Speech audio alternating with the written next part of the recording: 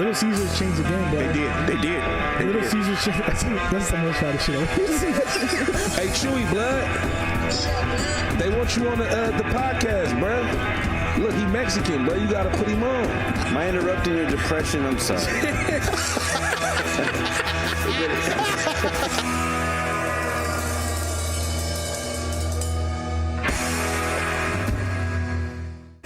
This week's episode of The Voice Party is brought to you by Big Boy Wraps. Get your car wrapped by some of the most experienced and skilled in the Bay. Big Boy Wraps, where the big boys play. You start this off? All right. Whenever you're ready. Oh shit, jump in, bro. Yo. No, I can't do that. I can't rap. I rap when I'm drunk. I can rap when I'm drunk. Anyways, welcome to another episode of the Voice Party Podcast. It's me, JD, right here, drinking coffee and water. About to have to pee halfway through this shit. Yeah. I'm here with White Marcos. That became your nickname today. It did. Yeah, fuck it. And then we're sitting next to you, Black Joaquin. Yep. What's going on, bro? How you doing? I'm swell, man. You got to refill on that coffee because I don't want you falling asleep on another episode. I haven't fallen asleep today, so I'll be fine. You only fall asleep once. Yeah, that's right. Once per recording session. It's a tradition. Oh, shit. And we got Phil in the ones and twos. What's up, Phil? How you doing? Vote red. Oh, you motherfucker. I knew you were going to... Anyways, no. We had a... He's already fallen asleep. He's already... Yeah. He's going to start with the... Everybody hears it. You guys hear that shit when he starts getting tired? Yes. Like the sleep apnea. He's breathing. like, I'm so bored. I just... Yeah. Not bored. It's just tired. We got a very special guest here today, man. This dude has... I met him because he just randomly dropped into one of my shows at the Burnt Ramen. And ever since then, I fucking fell in love with dude. You ever had this where dude shows up and he's just like, I'm down to host? No. I'm not. And he kills it. That's awesome. Man. Well, I mean, he was doing comedy already. I never met him. And one of my favorite people. Make it real loud for Andy Garcia. What's up? Sorry, that's going to sound so terrible. That was terrible because you didn't fucking clap, dude. No, because you just blew out our eardrums. What's up, Andy? How's it going? Hey, I demand an applause track after you announce me, okay? Phil? All right. Yeah. We could add that in. Just add that in. Rip it off. So, Andy Garcia. Yeah. What's up, dude? How you doing? How's it going? Happy to be here. Thanks for having me on. I've been, ever since you told me about it, I've been looking at these episodes and being like, look at all these unfunny motherfuckers they're having on this podcast. They need someone like me. And Give me some names. Of all of them. I don't know. I haven't seen a single episode. Oh, shit, man. Well, you know what, dude? I respect the shit out of you, man. Oh, thanks. Likewise. You like are ready to work whenever. Like, if I hit you up for a show, you're there. You're early. You're early. Yeah. I'm professional. I respect the shit, and you always come through. With the goods. With the goods, man. Yeah, it's my therapy, you know? Yeah. Working through my trauma. Oh, you have trauma? I mean, who doesn't? Right? Who doesn't? You don't end up this size for the whole life without childhood trauma, you know? I eat... Food is good, though. Oh, it's good, man. It's good. There have been times where I've chosen food over pussy. You know, because I love food that much. That's interesting. Marcos is like, tell me. Whoa. What kind of food? Because you could compare, okay, like a very well cooked steak, not well, but, you know, like delicious steak and someone you're not attracted to, you know, like, is that what we're talking about, or what are you talking about? I'm talking about like... Don't say Captain Crunch and fucking... No, I mean... and like supermodels. There have been times where I've just like, fuck, dude, the Big Macs are on sale, 2 for 1. There's no way Big Mac's worth any other pussy. Like, I'm going to have to tolerate like 4 hours of conversation with this chick, or I could just go get a Big Mac. 2 Big Macs. For the price of one. For the price of one, you know? Now that they have the app, you get stack those fucking points. You know, you get a free Big Mac every 2 weeks. Yeah, it's worth it, you know. don't have to deal with anyone's feelings or anything. That's true. I'm married. I don't get pussy. Oh man, you can still be fun. How long has it been married? Is your wife then? You chose a Big Mac over your wife? Yeah. Oh yeah, okay, that makes sense. Yeah. That's sad that we say, oh, it's because you're married. That makes sense. Yeah, but every married man says this. Yeah. It's true. How long you been married? Too long. A couple years. You know, we've been together since like 2018. Okay. Yeah, so we got married like 2 years after a year and a half. Every woman likes. Together. Every woman But likes. you know, here's the fun fact, and not a lot of people know because she swore me to secrecy because she's lying to her parents. Her family doesn't know that we're married. They're gonna know now.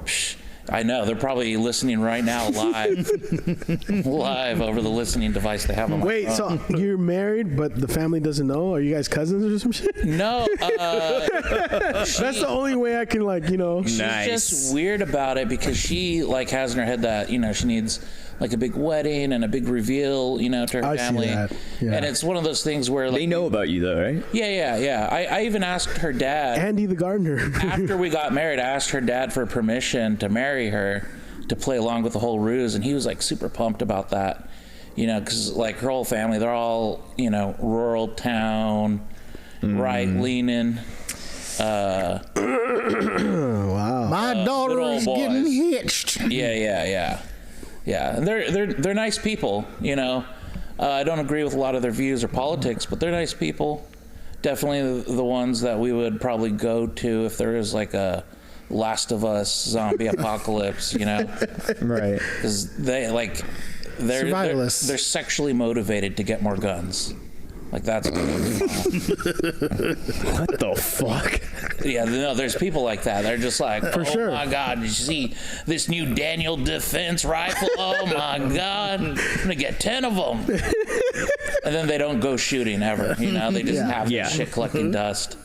Yeah. Like me personally, like I'm a city. They haven't felt recoil in years. Yeah. And like I'm a city guy, and, you know, and I'm the type that like I want a gun to fucking kill someone. Yeah. You know, Not to fucking Not just to shoot around. Not keep just it to waste around. money on bullets I that don't you're even just want to gonna shoot a wolf or something or a coyote or something. I want to shoot a fucking human being. You know, I'm getting this in case someone tries to break in, you know, or if I'm just going on a rampage at the gas station. That's the clip, man. This is gonna like the FBI is gonna find this very, you know, useful. Let them. Okay. Yeah, let them focus on this where nothing's actually going to happen. Do you ever fear that you're going to say something as a joke and someone's going to take it super serious? I don't think you give know a what? fuck. If someone took anything I said super serious, I would feel like observed, you know, like that's all I want. The narcissist in me is just like, listen to me. Like, you know? oh, you're finally paying attention to me. Yeah, you're finally paying attention. Thank you. How? Let's You get a warm feeling out of the FBI coming to your house. I know, said something right? on a podcast. Aw, you listen? Oh, you Yeah, guys that'd are be listening. awesome. How long have you been doing stand-up for, bro? Man, 12 years, almost. This summer will be 13 years. Because every time I talk to you, like you keep going like back, like, oh, he's been doing it longer than this, and then you stop for a while, right? Kind of. So, man, like 5-6 years ago, I became homeless. It was a crazy situation where That's fucking wild. at the exact same time that my landlord died and his kids took over and like raised rent, my child support went up because the baby mama lost her job. Ooh. And it was just like a whirlwind of shit that I was just like, well, I could either keep my place but not have any transportation to go see my kid, or I can just live in my car and see my kid all the time. So I chose that. Save a lot of money, I'm sure. No, it's expensive as fuck to be homeless. Really? Oh, hell yeah. I was looking dude. forward to it because I was almost. You have to eat out all the time. You have to. You can't really cook. It's a pain in the ass. You're always paying tickets because it's illegal to sleep in your car. Like, There's no address to send the tickets to. yeah, and then it piles up. You get late fees. You get arrested for it. You didn't get a P.O. box? I had one for a while, but then I stopped paying it because the rent on that went up. Jesus Christ. How much is it to have a P.O. box? When I got it, It's it was like expensive to do. $100 for 6 months. Oh. And then when I went to renew, it was like $320. God What damn. the fuck? Yeah, so then I just used my homie's address, but it was kind of cool because when I was using his address, I was like off the grid. You know, if you tried to like look me up, you couldn't find me. It was awesome. My credit reset during that time. Like everything that I used to have on my credit wiped off. It was awesome. I have fucking great credit now. What did you do when your kid was with you? So I was only able to really like see her like during the day, you know, so I'd have to drop her off at night. And so we just, like every other, you know, broken household, a lot of zoo visits. Hey kid, we're going to the zoo again. To see these sad fucking giraffes, the sad fucking hippo that they have, the sad lion that's like 73 years old, and just laying down on the sun, like laying in the sun, shriveling away because he has The no one will to crocodile live. that's been there since. Like if anyone's like recently divorced or broken up, take your kid to the fucking zoo because that'll let them know what relationship. You ever take him to see the albino alligator in SF? Oh yeah, at the SF Zoo? No, at the Academy of Science. Yeah, we've been there several times. It's still alive. Yeah, that thing has is. been Since I was in elementary school. Since my mom was in elementary school. Wow. It's been there. And what's crazy is its tank is only like 7 by 7 feet. Dude, like, it's small as hell. It's tiny as fuck. And you know what? It stayed in the same place for the past 40 years. You know why I haven't seen it though? And since all that time, because I don't come from a broken home.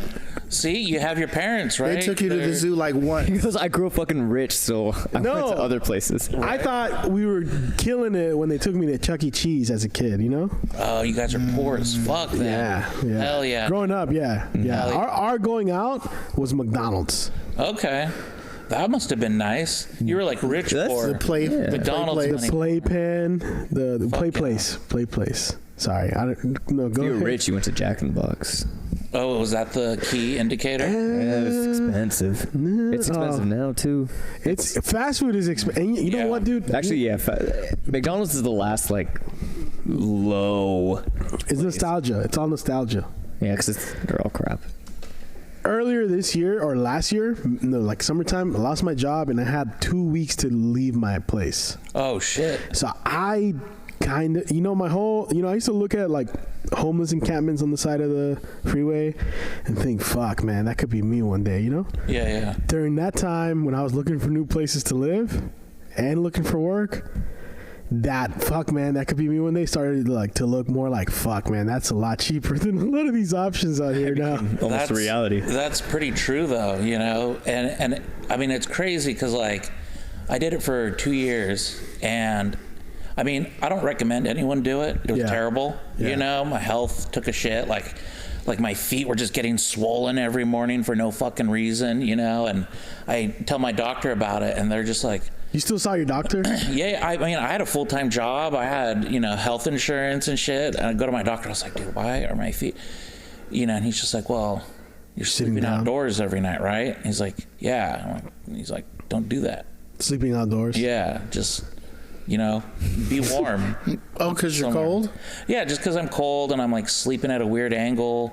Circulation, because like the streets aren't exactly level, and it's weird because like I had my car, but it was like I've been pulled out of my car at night because it's illegal to sleep in your car in San Francisco. And when the cop knocks on your window to give you a $78 ticket, they're just like, you can't sleep in your car. I can't let you sleep in your car. Really? And I'm like, what's the point of that? I'm like, what the fuck do you want me to do? He's like, you can sleep right here on the sidewalk, but you can't sleep in your car. That's fucked up. What is it called? Vagabond laws or something? So wrong. Like that, yeah. It's like old school laws where it was just to keep the streets clean. Some shit like that. I mean, I'd rather have a body on it than a car, I guess. If you look at the streets of San Francisco, it didn't work.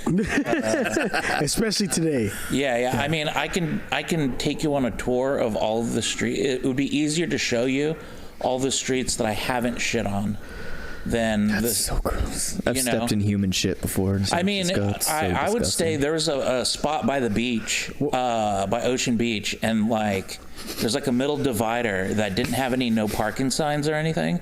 And at the peak of like, I know exactly what you're talking about. Yeah. And so at the peak of like Uber and Lyft in the city, all the Uber and Lyft drivers would just go and park there, sleep for a couple hours, and then start their 5 a.m. shift or whatever. And I would park there I'd get off at work at like 11:30, and I would just go park there, smoke a blunt, fall asleep, and I would get hassled the least there. But there's some days where you wake up at 5 a.m. and have to take a fat shit. Like, your brain is telling you, like, you got 3 minutes to get somewhere to dump this out of you. Like, it's coming. Wet wipes and sanitizer? No, I would just... ocean water? I would literally go sit on the edge of, like, the wall, the retaining wall. And just, like, scoot over until my asshole's, like, over the side and just take a fat old shit. And then get ready for the day. It was like dogs' assholes where, like, it comes out. Yeah. So they don't need to wipe. Yeah. I was trying to keep my cheeks spread so it didn't touch the sides or anything. How did you honestly, like, wipe yourself and wash your hands? So That's what I'm so smell like shit after that. And where did you take a shower? Afterwards, I would go to the gym. I had 24-hour fitness. Okay, so you were able. And so for a while, I was using the one. He was homeless, but he had dignity, bro. You could have took a shit in the gym. Why'd you? Barely. Yeah. Not when you have to. It's like, a 15-minute drive from where I slept, and it was like I gotta go now. Gotcha. Right now, that didn't happen that often, but it was often enough where I You knew how to take a shit in public. Yeah. Okay. Yeah. And get away with it. I mean, I didn't really care about getting. If someone saw it, like, I didn't care. Hey guys, Yeah. Hey. So, it's San Francisco, so, like, no one gave a fuck. Do you hear what they're serving at the soup kitchen today? Brown bomber. Right? Yeah. So wait, so what was the process though? Did you go wash your hands? I had a whole routine. Like, I'd get up. Don't they have bathrooms there? Well, so here's the thing: is all of the public national park bathrooms don't open until about like 7. 7. If you're lucky, they get there early at 6:30. That's true. So if I had a shit before that, And 9 time, p.m. is a cutoff, or 7 p.m. right? It used to be 10 p.m., but I think it's earlier. Yeah. All the homeless people are fucking it up for all the OG homeless people. But The war of the homeless. yeah, war of the homeless, man. New school, no school. But yeah, I had a whole routine. I would wake up if I didn't have to shit on the beach. I would wake up, go to the gym, shower in front of 30 naked, ancient, old Chinese men. Get ready, go to work, and work all day. Get off. You work all day, and then after a long day of work, man, I just want to lay in my bed. Yeah. How was the equivalent of that for you being homeless in your tent? Do you have a tent? No, never stayed in a tent. I mostly just stayed in my car, other than a couple times I slept outside. But I had like a little camping mattress and a sleeping bag and blankets and shit. But yeah, I would just get off, get my car, go, drive to the beach, and just recline my seat, and I'm in bed. Boom, done. Yeah. Sometimes I'd fall asleep like at the beach, like at the beach parking lot. Wake up with a $165 ticket, and just be like, "Fuck." Throw it out the window and go to my parking space. What happened? Oh, is that what you said? Like, you would get arrested because you wouldn't be paying them? You don't get arrested for not paying parking tickets, but they get really mad at you. Yeah. Yeah, they try to get you. So, like, what? Like, they would just, you go to court and be like, "Hey, can I get these reduced?" And they'll reduce it for you, and then you don't pay it because fuck them. And then they like double the original amount. It's crazy. But then you can reduce it again. Vicious cycle. Yeah, You can reduce it again. I've done that before. Yeah. Where they send me that, they threaten you. Yeah. Yeah, they threaten you. I got it reduced to like half. Then I didn't pay that half. Yeah, fuck them, dude. I got a violation years ago as a senior in high school for being in a park after hours. Oh, yeah. 10. There's a whole bunch of us, and the cops are probably going to let us go, but somebody was, "Oh yeah, we walked up here." So why are we lying? Come to find out, it's because the person that drove us had a license that was like suspended. So they gave us all a ticket because they're like, had you not lied, we wouldn't be bothered, but now we're going to write your ticket. So I paid my ticket. It was like $400, $300. Oh, shit. Uh, I found out from my other friend, he didn't pay it at all. He said, well, the thing is, you show up to court on the date. If the cop doesn't show up, you contest it, and guess what? You win. And had you done the same thing, you probably would have won, because most of the time cops are busy doing other stuff rather than. And I was like, well, dang, I wish I had known that. Oh well. How many tickets do you think you got Hundreds. while you were homeless? Yeah, hundreds. Holy Yeah, it was a lot. So it makes you think how many homeless people have tickets. Like I mean, way we more. all collectively are really staunch in our belief. Fuck San Francisco. Fuck the politicians there. Fuck everyone there. Yeah. I mean, the cops, I would say, have been extremely cool compared to other places I've been. When you're smoking weed in your car or something. But yeah, fuck them. All they're there to do is to tax the poor. You know, and they're giving billions of tax breaks to all these tech companies that don't do anything for their local community. And you were working in the tech industry while you were homeless. So I was in the tech industry, and then when I became homeless, I had to quit because I just couldn't sustain working that job and being homeless. Yeah. It was too hard to maintain. It was too expensive. Stop doing comedy too? For a little bit, yeah. Because the job I did get, I was working nights all the time. And just working at the peak comedy time. Yeah. And I was able to get promoted and become a manager and shit, and it was really cool. But the job that I had was, did they know you were homeless?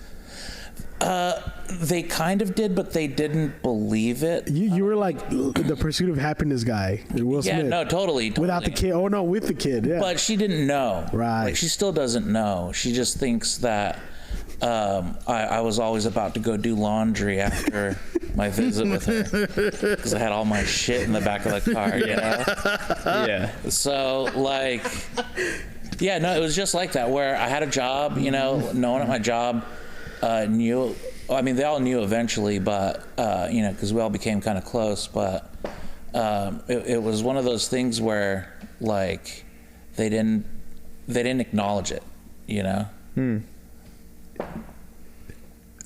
How did you hook up with women at that time, if you did? Oh, man. Hey, come back to my place, The women I hooked up with were all super down to fuck in my car. They knew. It was crazy. There was one who was just like... They were like, your car is so much nicer than my car? No, for real. One of them was in a women's shelter because she got a little loony when she would drink and would start all these fights and shit and got kicked out of her place. Her boyfriend dumped her, all her roommates kicked her out. So she's at this shelter and she was just like, hey, if you want to hang out tonight, we can, but if we're going to hang out past 10, I'm going to have to stay with you. And I'm like, I live in my car. You know this, right? I live in my car. She's like, that's cool. Is there room for me? I'm like, guess there's gonna be, What kind of car are we talking? A Prius. It was a Toyota Prius. A bottle and staying out after 10. Hell yeah, a good time. Yeah. Did you get drunk with her? No, I don't drink. Oh, you don't drink? Yeah, I don't drink. I'm not sober though. Okay. I'm not like one of California sober. I'm not one of these pussies that's like, oh, my life just went out of control. My parents took my trust fund away because of my alcoholism. That's not me. I drank because it gave me a lot of pain. That's me without the trust fund. Yeah, no, and I mean, look, if your life is spiraling out of control, I have addiction problems, and I could definitely see how it goes, but I just laugh at the people that are like, oh, my parents cut me off. I need to go to rehab. I need to go to this $80,000 rehab before they turn my trust fund on again. Oh, God. How did what new perspectives or what things changed from before going homeless to after, bro? Because I can't imagine how that must have changed you. Oh yeah, no, it fucked me up because it makes me see how much people really despise the homeless. And when I see people, I always think of what was your life like before this? Mm-hmm. What brought you here? Yeah. I always think about that. Yeah. What kind of job did you have? What was your living situation, and what fucked it up? Because for me, if the kind of the double whammy that I got hit with between child support and rent going up, if that didn't happen at the same time, I don't think I would have been homeless ever. I think I would have been able to adjust. But because it hit me at the same time, and it was just it was more money than I made. To pay these, and and it was just too much, and it was just like, fuck. And it really showed me like, oh fuck, everyone's a paycheck or two away from being homeless. I didn't have anyone to fall back on. I don't have parents or anyone to move in with. So it was just like, okay, well, it's just me, and it was crazy. And now when I see homeless people, I can usually tell what level of homeless they are, like how long they've been homeless, based on like how much dignity they don't have anymore. Because there's certain things that like after a year, it's kind of like, oh fuck, this is gonna last a while. I didn't think it was gonna be this long, but it's gonna last a while. I mean, over 2 years, you're just like, no one's gonna give you a job. You don't have an address. You're off the grid. You haven't bought new clothes that didn't come from a Goodwill. Like, everything's dirty. Everything, all your clothes are faded. Like, it's, and then beyond that, that's when like, I would say over 2 to 3 years, you're going to get a drug addiction, like for sure, because there's, even if that's not what brought you there. Yeah. Even if that's not what brought you there, because the hopelessness that you feel, there's nothing like it. Like there's absolutely nothing like it. And there, especially when you're unemployed, you're unemployable, there's nothing to do all day, and you don't want to sit all day feeling like shit, feeling, like you have no hope, no dignity, nothing. So it's like, what do? Oh, well, let me do some meth, because that's going to at least make me feel okay for a bit. And that's the thing that I think people don't realize. Like when the pandemic happened and everyone was locked up, they're like, oh, I can't do anything.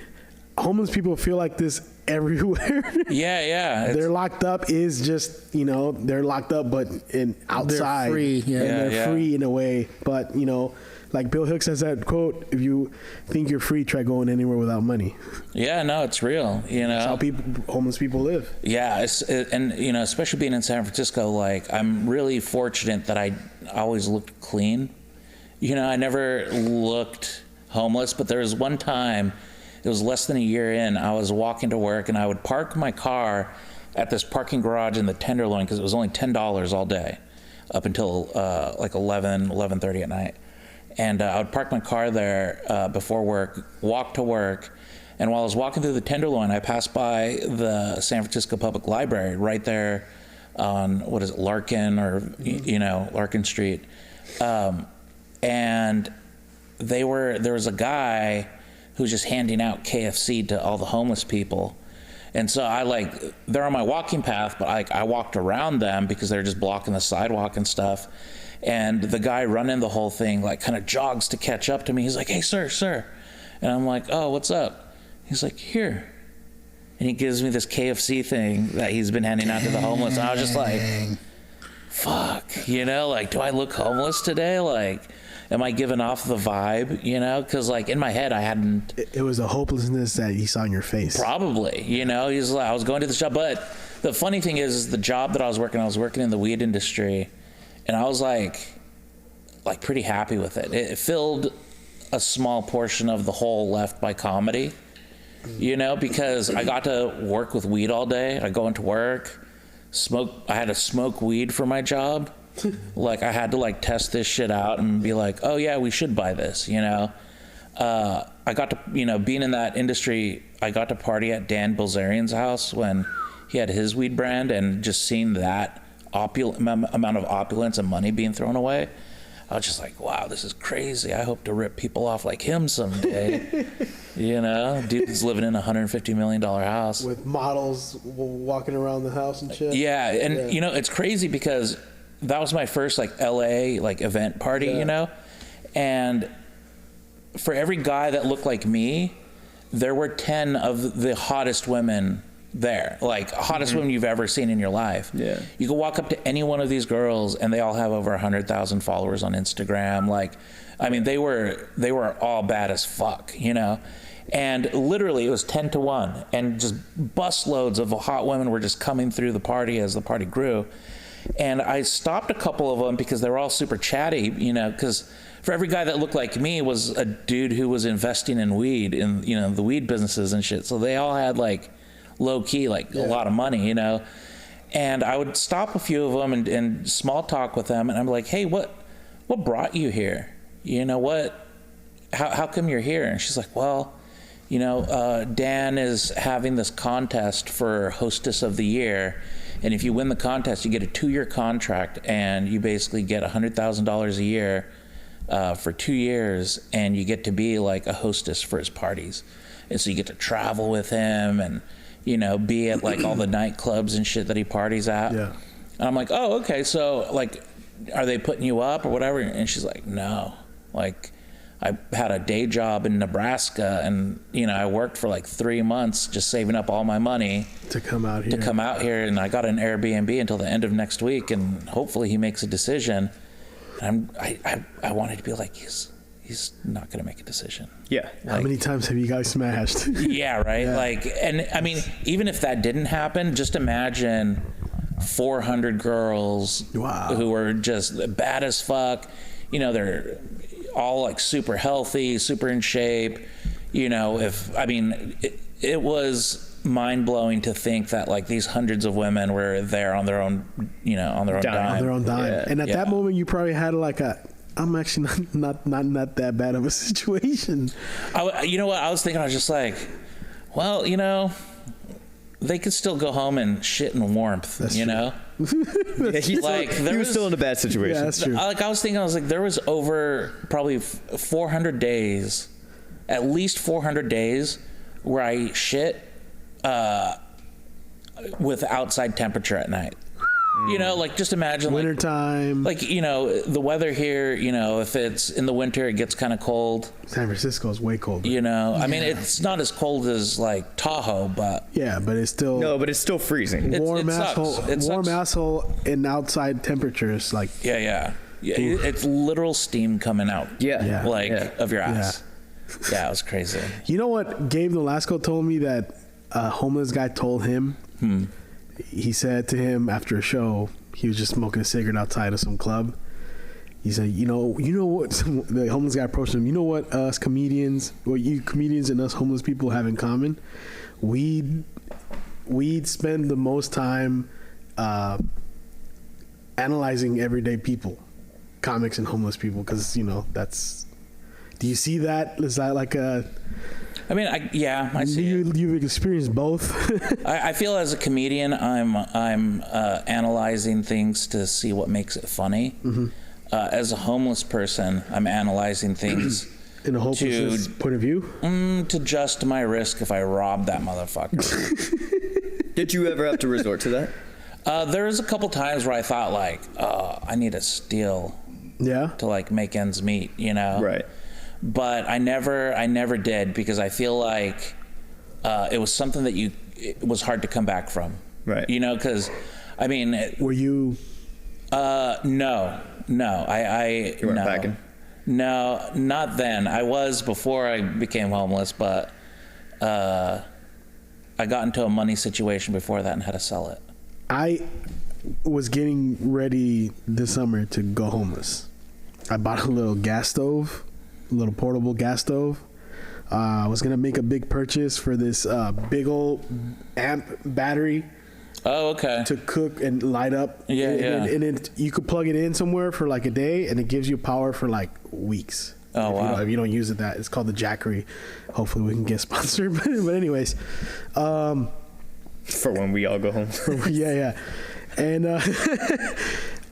you know, my car is spacious enough that I think I was just gonna do it. Fuck it, you know. I got portable barbecue grills, place where I can keep meats or whatever, you know, enough. And sleeping bags. I was gonna get tents. I was gonna get ready for it. And I have to give a shout out to Butch Escobar, because he told me, since he's on tour a lot, I can just stay with him. Oh, dope. He's like, you know, anytime you feel like you're going to be homeless, you just come crash with me, you know? Where the fuck was he when I was homeless? Jesus Christ. I've been sucking his dick for sex for years, bro. Just kidding, Butch. Were you friends with him back then? Because I'm sure he would have opened that up to you that. No, you know what? I had a lot of friends who were just like, come sleep on my couch, For bro. sure. You know, and I'm like... the snob in me was just like, I have standards, you filthy motherfucker. Like, because at the time I was homeless, I was also driving for Lyft and Uber. Oh shit! So I kept my shit clean. Where did you keep your stuff? In the trunk? Just in the back. Yeah. Damn. What if someone had like luggage? It would fit. I only had like. Oh, so you were a minimalist. You know those. Well, you had to be if you're homeless. Yeah. You know those. Not always. Those shopping bags, like your own shopping bags that you get, like the IKEA ones. They're like in the like trunk. the canvas ones. Yeah. I just had like 2 grocery-sized bags of clothes, and everything else kind of fit under where like the tire is and stuff. Eating out all the time. Just eating out all the time. Would have like snacks, but they were underneath with the tire. Oh, okay. So you had it all like. You're a minimalist, like not a lot of shit. Yeah. And everything was like super organized. No guitars, no amps. Nothing. That's why I was gonna have to get rid of a lot of shit because I have, all my important shit was in my backpack. I had like my laptop and like my camera shit and everything I needed. That would devastate me like work-wise if I lost. I'm glad you're saying all this because my dumbass was looking forward to it. But here's the thing, it sucks. Yeah. And the only thing that it's good for is getting you out of a shitty situation, because before that I was living and like I was with my baby mama and just it was not working out. Like I've never been with someone and felt like, oh man, I wish I was dead every day. And it was like so bad that when we broke up, she's just like, well, what the fuck are you gonna do? And I'm like, I would rather live in my car than spend another day here. It was just bad. And now that you've done that, would you still do that again? I would do 10 more years in my car. Be over then be that. with her again. Be with her. Yeah. Wow. Yeah, 10 more years easily, bro. She must have been terrible. I mean, you know what? She's not that terrible. She's the mother of my child. That's your camera. Yeah. Wink. And I love my daughter so much. And it was worth, all that dehumanizing shit I had to do to be able to like have a relationship with my daughter, Right. Yeah. Many Have times? you ever been to jail? Yeah, but I only spent the day in jail because I didn't do anything bad.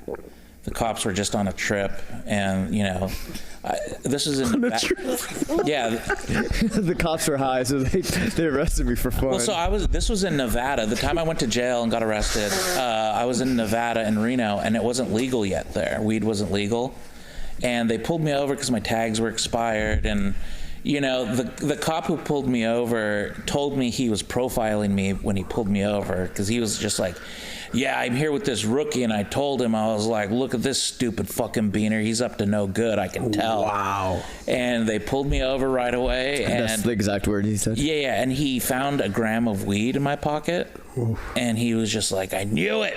I fucking knew it. And he takes the container, untwists it, dumps this gram of weed out, and just smushes it in the ground with his fucking Nazi boot. And you know what? At that point, I was like, you ain't getting anything out of me now. I'm not answering any of your fucking questions, And he's like, he's screaming at me in my face, spitting on my face and stuff. And they're all asking me like, what's your name? Blah, blah, blah. I'm like, I don't answer questions. You see? Yeah. You're like, I'm just here so I don't get fined. You see this right here? Like everything this episode's been? That's why I wanted you in this new project we're working on, bro. Oh, I like your spirit, man. Like the very just out there personality. Beaten down and downtrodden. And that's why you were the perfect person to have at that kind of venue on that kind of project. Oh, thanks, man. I love doing your shows because it's the people that you get to these shows are the people that I love performing to. Yeah. Working class. Like no trust funds in the fucking entire crowd. I fucking cannot stand people with trust funds. Yeah. Because they have this confidence that they didn't earn. Right. In a way where it's like. You hear that, Marco? It's not already pointed at you earlier. Bro, it's like, that mug is worth more than I have. Hell yeah, dude. Just apologize to your parents. That's all it takes. That camera's worth more than they have. I know, right? I love broke ass parents. It's like you've had 50 years. Don't get me wrong. We're not like not broke at all. Oh, you're stepping into some rich kid territory. No. But Middle like, class, maybe. Middle class. Real middle class. Wait. Where do they live? Richmond. I live. Okay. I live. You can hear the gunshots from their block. Okay. If you're gonna You say hear like, sirens every night. if you said Piedmont or some shit, I'm like, get the fuck out of here. No, Get the 32nd fuck Street in outta here. Richmond. Okay. Yeah. So like we have a little like 900 square foot house. They're at risk of having one of those little sideshow cars running into their house. Yeah. We have people do donuts on our block. No, all the time. 32nd. That's not great. I mean, it's not bad, but it's not great. It's Oh, you know Richmond. Yeah, my one of my best friends lived at 16th. Oh, okay. And it was like, I'm gonna park my car here and see if I can make it to his place without getting shot. Jesus. No, yeah, our block is specifically like kind of nice. It's where a lot of SF people are moving into now. Right, That is. but The yards are nice and shit. yeah, nicer. Big-ish. In around like 2011-ish is when like we started getting a lot of like the gang violence. So we had like gang wars down our street specifically. Everyone started getting out of prison. That's why. Yeah. You know, when they were cracking down in the mid 90s and late 90s, it's how they cleaned up the Mission District. And then if you notice, like 2013, 2014, all the OGs started getting out of prison and started going back to their block. And I imagine Serve time. They serve when I was in high school, that's when like things started going bad again. Dude, I imagine for them it was like that movie with Brendan Fraser or whoever, where he gets trapped in that bunker with his parents for like 30 years, and then he comes out and it's like, what? There's technology and shit. Like I feel like these people that went to prison in the 90s. Oh yeah. And get out in 2013. It's like fucking. Where the fuck is everyone? Was that steampunk futuristic world? They come out and it's like. Well, there's iPads all of a sudden. You're like, what the fuck is? There's white people everywhere in the Mission. Oh yeah, that's you know, it's like. Oh yeah, seeing that. Like I remember going to the difference of Mission. scenery. Yeah, when I was younger with my dad, we'd go to the SF. And then seeing it now, it's like a whole different fucking world, man. It's crazy. Yeah. There's like, cute little like bake shops that replaced panaderias and shit, like. And even then, all of the cute little bakeries and shit that existed, that displaced those people. Yeah. They've been displaced by like corporate chains and shit that can. Oh, 100%. It's all, what's it called? Like, food chains. Or like even the gyms are like there's barely like a Planet Fitness. It's like all these like tech style, like futuristic. Oh yeah, that are $250 a month. Yeah, and VR gyms. Have you seen those? Oh yeah, downtown. How did you end up in what SAC? the fuck? So I met my girl. We knew each other from comedy.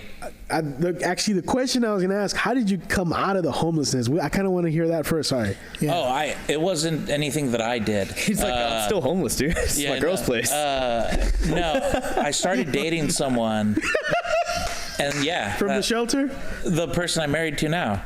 Oh no way. Yeah. We knew each other from comedy a long time ago, and. She knew that I was homeless, but didn't believe it. Like, she never acknowledged it the entire time we knew each other. You're still overweight? It's like, no, there's no way. No. Yeah. She, it's kind of funny because at the time she lived in Reno, and I was living in San Francisco, like in my car. And when we started dating, she was like, I can't find, I'm having trouble dating. Like, the people fucking suck, and... if they don't ghost me, they are just shitty people or whatever. And I was just like, well, if you need someone to send titty pics to, I'm your guy. I'm the one.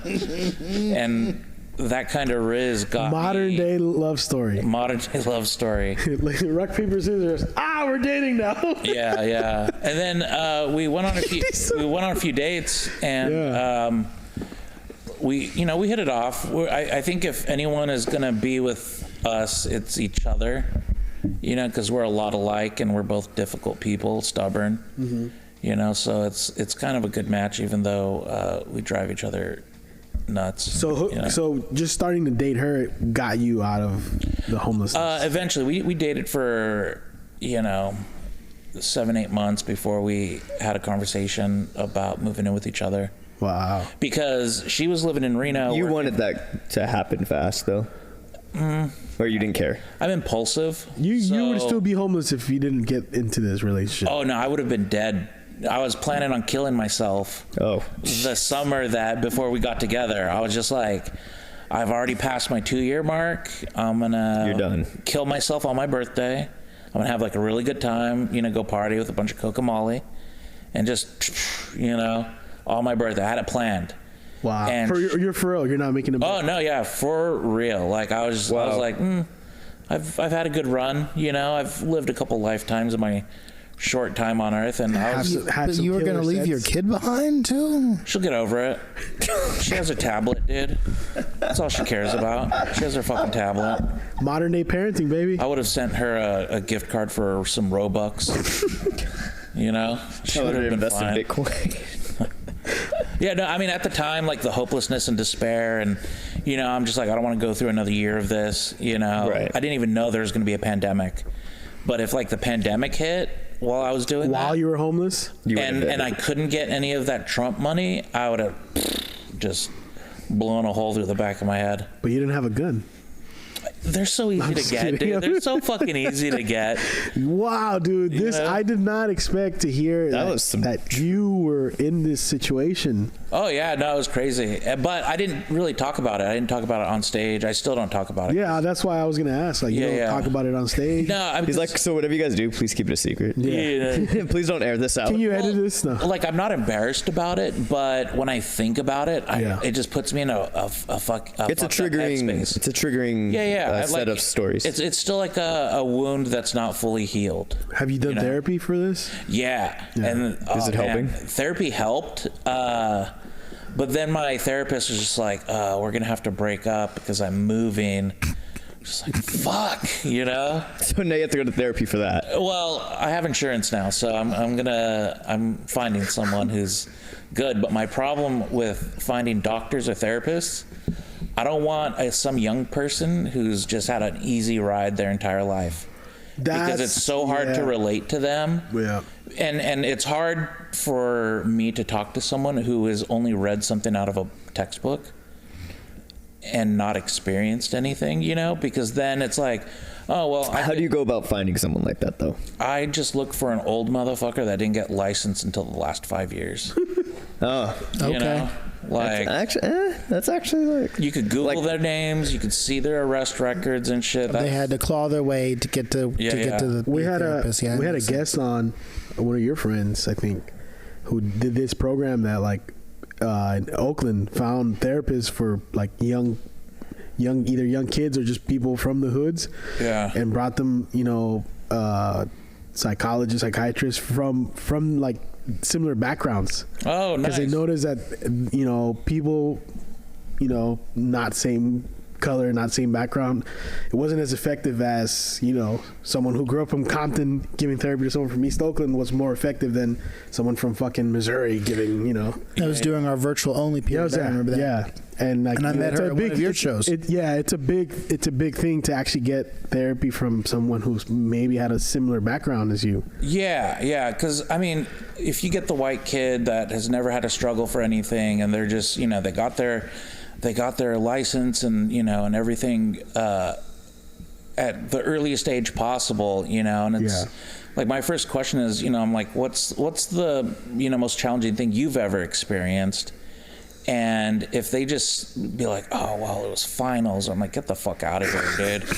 I don't want to fucking talk to you, Like, I want to talk to someone who, moved from Uganda because of, the rebels. The rebels and shit, like, and the guy that I had before as a therapist, I liked him because, like, I could tell he was like a closeted gay man. And he was older, and you could tell he's just, goes home with like 8 fucking cats at home, and just living that sad life. Just sexually frustrated. The first interview, I could tell, dude. It was like that 3rd episode of Last of Us, where he's just like, they're fine. They're feeling each other out to see if they're gonna suck each other's dick by playing piano. They're like, oh yeah, I could tell. I could fucking tell, dude. I still have to watch that show. Shit, man. Like those feelings of hopelessness are gone now, right? Yeah. Yeah, I mean, I'm hopeless about other things. How was your? Well, yeah, I think that's always. I mean, how was your first night sleeping in a bed with your new girlfriend, or how was it like the first time where you felt okay? I'm not homeless no more. Like when did you? Yeah, that's actually a good question. When did you know like I'm done with that lifestyle? Oh man. Or are you always fearful that it's not over yet? When you're hitting up a Pop-Tart after sex? Because you're so aware of like one check can change your life. You never forget that feeling where, and I think it's like been one of those things where I go into every situation thinking like, well, it's not that far away, you know, like. Right. When you lost, I've in a way not like you, but have lost everything I had. Oh yeah, yeah. And having to restart all that shit. That going homeless was like my third or fourth time like restarting my life. Yeah. Like literally losing every physical possession I have. Yes. Third rock bottom. Yeah. And it was like the worst rock bottom at the time because I didn't have any money saved up. Right. You know, just paycheck to paycheck. And Well, I mean, that. third time's the charm, so hopefully. I mean, yeah, we'll see. Hopefully that's the last rock bottom. We'll see. Per se, you know what I mean? We're obviously not losing any meals, missing any meals, right? Yeah, no, exactly. I mean, and the fucked up part is eating like shit is cheaper than eating healthy. Yeah. Because like I would go to my doctor and it'd be some young, you know, white kid. You could tell that they've enjoyed the pleasures of a trust fund their entire life. And like they're just like, why don't you just eat healthier? I'm like, it's really expensive to eat healthier, and I live in my car. Well, can't you get a cooler? And you know, and I'm like, oh, you don't understand what it's like living in your car. You know, I'm like, it's not as easy as just getting a cooler, filling it with ice. Yeah. Well, you could put dry ice in there. It's like, well, then I'll suffocate to death when I'm sleeping at night. Right. You know, like use your fucking brain. Jeez. Right. Like I don't have a vegetable crisper in my car. You know? Like I'm not carrying around a greasy ass grill to grill my fucking meats for keto. You know, like I'm getting McDonald's dollar menu. I'm getting 2 McDoubles and a Coke because that's enough calories to last me all fucking day. Yeah. Right. Without getting a headache later, you know? Yeah. But It's true, though. I mean, it's true. Yeah. It ruins your body, though. Oh, for 100%. sure. It ruins your body. Oh, you getting the light. Got the light, bro. Yeah, good Got the light. light. Man, how long have we known each other now? It's been almost 2 years. Yeah, about 2 years. And I didn't know this about you. This is why I like doing the podcast and having people on, because like, you know, it has, obviously this story is like fucked up, but I mean, it has a good ending, or where you're at now. It's a better ending. better ending. Yeah. Or yeah. is this the middle part? Well, is this not the ending? I wanted to. How old are you? I wanted to It was announce almost something on this podcast. I'm gonna kill myself today. No, I'm just kidding, guys. I'm about to pull one out, just blow my. Just brain face that camera as you pull the trigger. No. Thank you so much for not killing yourself Yeah. on it. Yeah, you know what? I had someone that listens to the podcast reach out to me that they were suicidal, and one of the things they enjoy is watching the podcast. And I was like, cool, man, maybe you should tell your therapist, not me. Yeah. But I didn't say it like that, but I appreciated it, you know, and it was like, and then it was like, you know, not like asking for, like, you know, advice, but it was kind of like, I was jokingly giving him advice. Oh, and I was like, okay, look, dude, if you want to kill yourself, give it 20 years to really know if you want to kill yourself. And at that point, you're being in your 50s. You're not that far off from dying anyways. I mean, I guess. A little too dark. If you would have killed yourself, you wouldn't be in this next upcoming documentary about the burnt ramen produced by IOP Video. I'm pretty excited about that. Yeah, man. we just saved his life. Yeah, you guys, Putting him in that project. you guys did save me, and Somebody call the Pope. And you know, even died after having all my dignity stripped from me and experiencing dehumanizing things, I haven't said retard once on this. Unlike Kasim's episode, you hear me? You hear me, fucking Kasim? I didn't say it once. I mean, I said it once. You just said it right now. But I didn't say it with quotation mark in reference. Yeah. Yeah. No. I mean, I'm happy to be here. I'm happy to be alive. You know, I wouldn't have the relationship I have with my kid. You know, I probably be way better at comedy though if I did it. You wouldn't be good at comedy at all if you. Oh man, I'd be in hell making everyone laugh, dude. Okay, I stand corrected. Are you trying to get out there more now? Do more Yeah. stand-up? I'm trying to get out there more. I'm writing new jokes. I'm doing, a lot of new material. That's the one thing for me as a comic. You're not going to ever see me doing jokes for years on end, doing the same jokes. I always like to do new material every couple months. Work a joke until it works, and then stash it away until I have like an actual show where For sure. I need to fill some time. But Is there a special in your future at all? someday Yeah, the burnt ramen. the burnt ramen. Yeah. But I mean, like your own like big special, maybe hour long. I've only started thinking about it this year. Okay. And thinking like, what do I want my comedy legacy to be? And That means the hopelessness is leaving you, bro. I mean, it's leaving me, and it's just around the corner, being like, it's doing here, like it's doing push-ups, just waiting for you. Yeah, it's waiting. But until then, I mean, That's addiction too. It really is. It It's really the same is. thing. And it's part of why I don't drink. I do get like physically ill for several days or weeks after I drink a lot. But it's the thing, like in my 20s, I would just drink to black out, and 20s, early 30s, just do drugs to feel good all fucking day. I have a solution. You might not like it. Oh no. I'm gonna ask all our viewers To Venmo me $1. we can start a trust fund for you. Oh hell yeah. A trust fund for Andy Garcia. So I could be an insufferable piece of shit. Exactly. Hell yeah. Hey, we gotta show us proof of going to rehab in order to keep it. I could recommend you. I was gonna say a rehab. A rehab. Yeah, I mean, I don't really have any addictions right now that are, No, you just have to go to get the trust fund. Oh, I have to go to get the trust. All right. In all seriousness though, man, like if I don't know if you want to put this out there or anything, but like someone that maybe in your situation right now, like how, like what would you go back to say to yourself when you were in that situation, like now, like what would you now say to someone like you back then that was planning on doing that? I would making say a big red mess in his car. crime pays.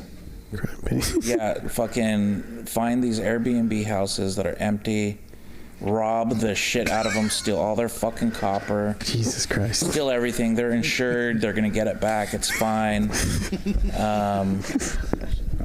And it's a dog-eat-dog world out there. If someone has a tent that you like, you stab them in the fucking neck and you take it from them because they're not going to find you. They're never going to find you. As long as it's a random person, they're not going to find you. They're not going to do anything. They're busy stopping, doing traffic stops, seeing if someone had something to drink. They don't give a fuck about the homeless. They are excited if you kill each other. They want that. Look at every fucking elected politician in the Bay Area. I mean, if you can even count them as elected. Some of them didn't really get elected. Trust fund kids. Trust fund kids, these motherfuckers that went to Stanford. They don't give Stanford degrees to the children of homeless people. That's for goddamn sure. And just take their shit. Take their shit. You see something you want, you fucking take it. But not if they're a good person. Oh, that's a good way to end it, man. Hey, tell our listeners where they can follow you if you want them to follow you, or anyone that wants to check you out. What's your call? Follow me on Instagram. I post like once every 2 months at Dirty Garcia. You can follow me on Twitter, and when I get really depressed and think about killing myself, I post cries of help at the Dirty Garcia on Twitter. And if you want to, just come check me out on a Tuesday afternoon. I'm in Sacramento. You'll find me. Yeah, that's it. Thank you again for coming out, bro. Thank you. This was awesome. Thanks for having me. This was very awesome. therapeutic somehow. Yeah. That's been The Voice Party. And we're out. Ooh, that was intense, man.